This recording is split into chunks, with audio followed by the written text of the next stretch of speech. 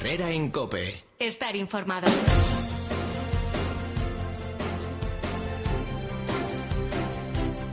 Bueno, ya les digo, hay dos debates abiertos, hay varios debates abiertos esta mañana. Luego hablaremos de las consecuencias o de las reflexiones que invita a la macro manifestación ayer en Madrid del mundo rural, del campo y su circunstancia, y también de otras cosas. Oiga, hay una mini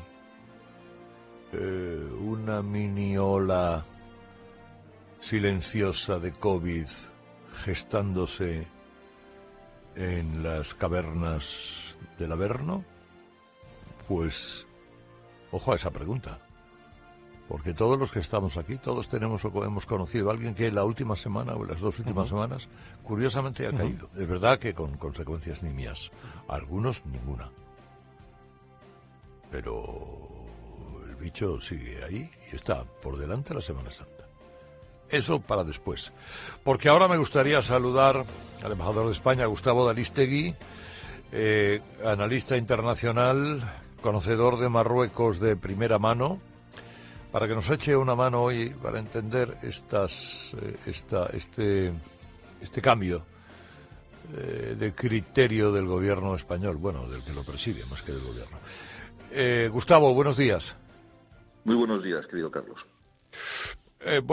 Primera consideración, fondos y forma. ¿Estamos de acuerdo en el fondo? ¿Es criticable la forma? Voy a empezar por la parte de la forma.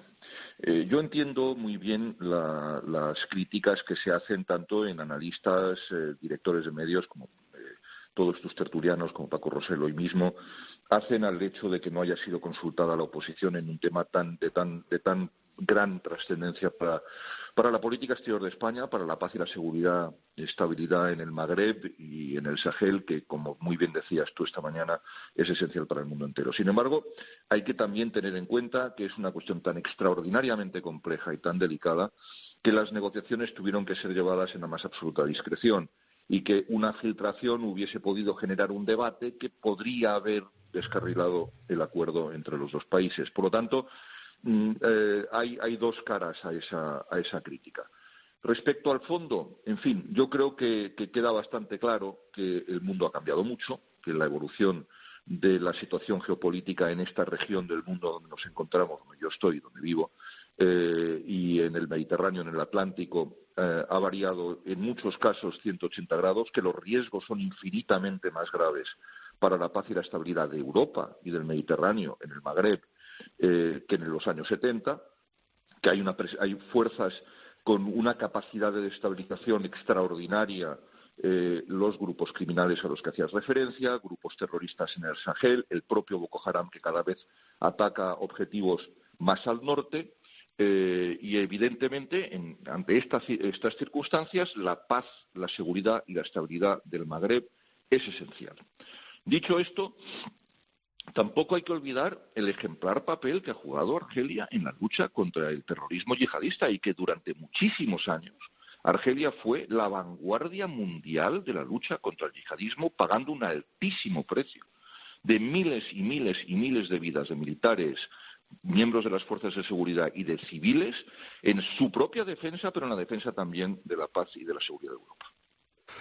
La pregunta es, este movimiento nos, digamos, reconcilia o nos coloca en una situación favorable con Marruecos, pero nos perjudica con Argelia.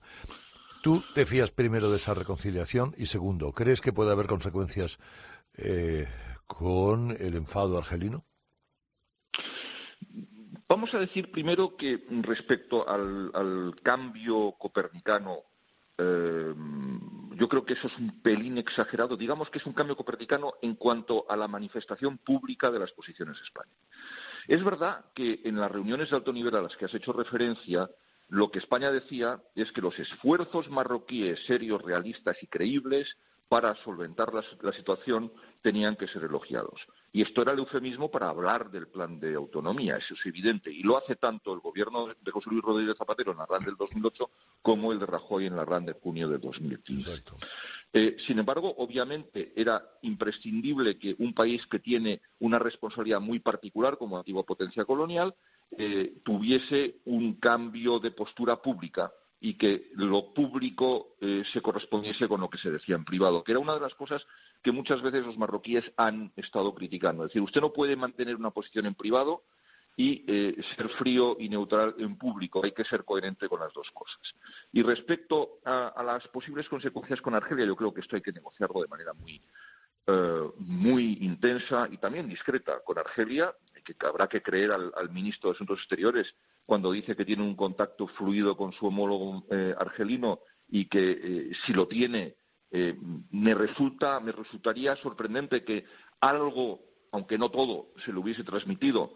Y es evidente que, si se me permite que lo diga, no parece que Argelia pudiese hacer menos que llamar a consultas a su embajador ante una cuestión que ha sido tan importante para ellos durante décadas. En fin, esperemos que los países que tienen una relación tan intensa como España y Marruecos, España y Argelia, sepan reconducir las aristas y las tensiones que pueden derivar de la toma de esta decisión, que yo creo, francamente, es una decisión acertada y que había que tomarla por el bien de todas las cosas. Vamos a ver, también estaban diciendo los tertulianos que hay consideraciones de orden geopolítico. No hay duda al respecto de ello. Obviamente Estados Unidos, que considera en efecto a Marruecos un aliado cada vez más fiable en la región. No olvidemos las estrechísimas relaciones que mucho antes de establecer relaciones diplomáticas tenía Marruecos con el Estado de Israel, donde hay 1,5 millones de judíos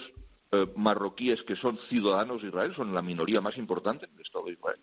Y hay todas las consideraciones de orden puramente económico, a algunas de las cuales has hecho referencia, pero es que no olvidemos, entre otras cosas, que España es el primer socio comercial de Marruecos en términos absolutos, que la Unión Europea es el primer destino de productos marroquíes, es decir, que 2/3 de todo lo que produce Marruecos tienen como destino la Unión Europea, y de esos 2/3, el 42% va a España.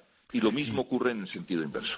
¿Y consideras posible que algún informe, bien de inteligencia, bien de algún servicio exterior extranjero, quiero decir, alguna presión de alguna administración, singularmente la norteamericana, haya atemorizado de alguna manera al gobierno español referente a la presión que Marruecos podría hacer a Ceuta y Melilla, incluso a Canarias, si se ponen, en el caso de que este paso no se diera? Dos cuestiones aquí, ¿no? La primera, yo no creo que eso hubiese ocurrido.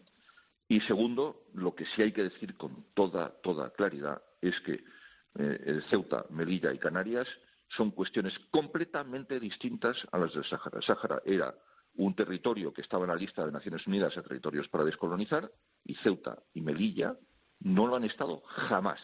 La españolidad de Ceuta y Melilla no puede ponerse en cuestión, es decir, Melilla forma parte de España desde su conquista por parte de Fernando el Católico en 1497. Tuve el honor de participar en el centenario de aquella efemérides en 1997, y en el caso de Ceuta hay que decir una cosa muy interesante, es decir, que cuando Ceuta pasa a la corona española a la muerte de Isabel de Portugal, porque lo hereda Felipe II, y después, cuando Portugal vuelve a recuperar su independencia en 1640, se le pregunta a los ceutíes con qué corona quieren quedarse y deciden quedarse con la española. Es decir, es que hay una tradición de españolidad incluso voluntaria por parte de los ceutíes. Por lo tanto, creo que no se puede admitir hacer un paralelismo entre las discusiones, y la españolidad de Canarias es que va más allá de cualquier duda. Y eso creo que la firmeza de todos los partidos políticos, y me gustaría que también de aquellos que están más a la izquierda del Partido Socialista, fuese clarísima respecto a esto. Sí, pero eso es una cosa que lo tengamos claro nosotros, que lo tenemos, otra cosa que lo tenga claro el Moro. Quiere decir que allí se pasan el día diciendo que Ceuta y Melilla tienen que ser devueltos a Marruecos, y eso lo dice el propio gobierno. Justamente la firmeza desde la diplomacia y desde la buena amistad y del y de los canales abiertos y la transparencia, simplemente seguir defendiendo sin ningún tipo de ambaje la españolidad de Ceuta y Melilla, y de subrayar una y otra vez y repetirlo cuantas veces sea necesario que no se pueden comparar ambos casos, y los argumentos, tanto históricos como jurídicos, son aplastantes. Es Gustavo de Arístegui, ex embajador de España, conocedor de Marruecos como nadie, seguramente, porque conoce tanto la realidad marroquí que pasa, desde luego, pasar mucho tiempo al año allí. Es decir que... Pues te voy a decir una cosa, Carlos, si me lo permites, es que incluso en mi propia familia, es decir, la familia de mi mujer, hay saharauis cuyo padre, por ejemplo, una de las primas de mi mujer, es una señora cuyo padre ha estado en el Polisario durante años, y que la mayoría de su familia, saharauis de pro, incontestablemente saharauis que viven en Dakhla, eran pro-marroquíes, vivían en Marruecos, y que recientemente el padre de esta señora ha vuelto a Dakhla y que ha cambiado completamente de posición. Y esta es una realidad sociológica que ocurre en Marruecos todos los días. Querido Gustavo, un fuerte abrazo. Hasta la próxima. Un muy fuerte abrazo, querido Carlos.